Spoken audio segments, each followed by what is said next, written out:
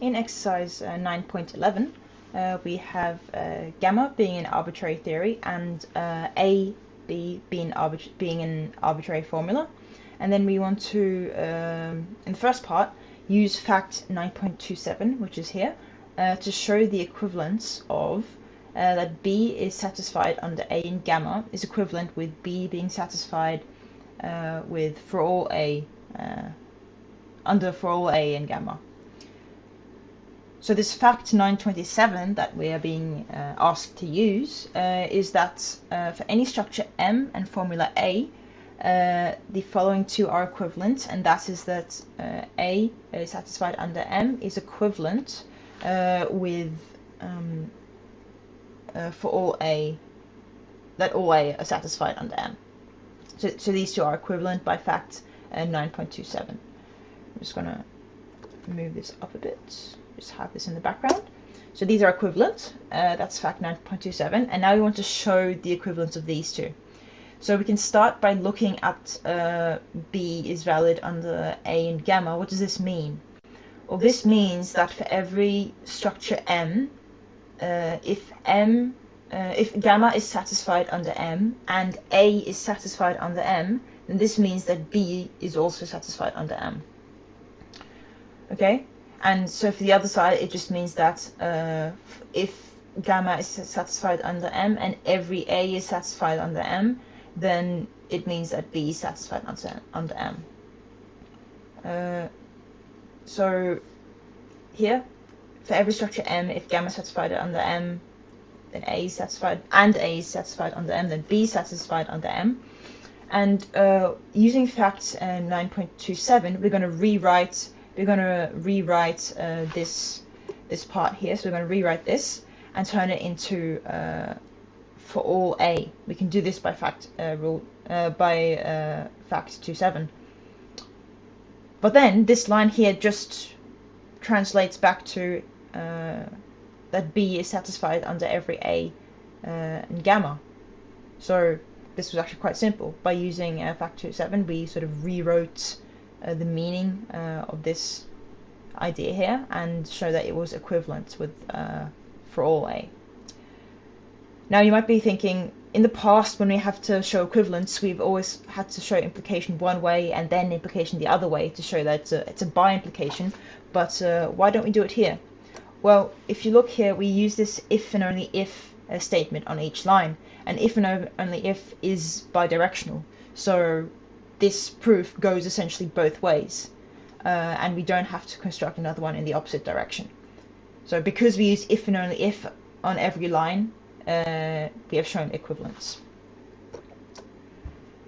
So in part 2, we want to show the soundness of the following version of the deduction theorem, which is that if B is satisfied under A and gamma, then every A implies B is satisfied under gamma. So this is essentially the same. This is the same as last time. This means that for every structure M where A and gamma are satisfied under M, this means that B is also satisfied under M. So with this, we want to show that that means that gamma satisfies every A implies B, which means that for every structure M such that gamma is satisfied under M, we want to also have that every A implies B is satisfied under M. So we'll start with gamma being satisfied under M, which is the assumption, and then we'll just let V be some arbitrary assignment. So what we want to do now under this assumption is to prove that this implication here is true under structure M and assignment V, which again means that because it's an implication, either the antecedent is true, so this is antecedent is false, so either this is false or the consequent is true. So if this first part is false under M and V, then we're done and we don't need to think about B. But it's not necessarily true that this is false under every structure M. So we might just assume that it's true just to see what would happen if it were true. So if this is true under some structure M and assignment V,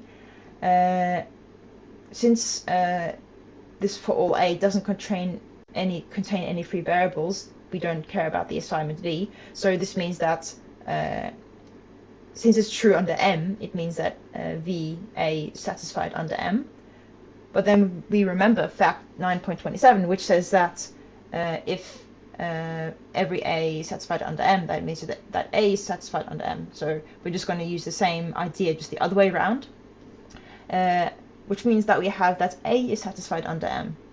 And since we have, by assumption, that gamma is satisfied under M, and we had that B was satisfied under gamma,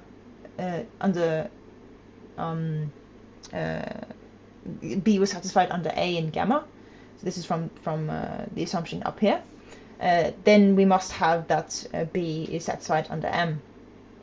So by that, we have that B under M and V must be true for our specific choice of V. Again, in the first part, it didn't have anything, it didn't play a role because there were no free variables in A. But here we can just make some choice of V to make this true. So that means that this will be true under every structure M, and V was arbitrary, so we just picked a V that worked for us. And so therefore we can conclude that if we assume this, then we have that for all A implies B is satisfied under M, and gamma is satisfied under M. Hence we have that for every A implies B is satisfied under gamma, if this first part here is true.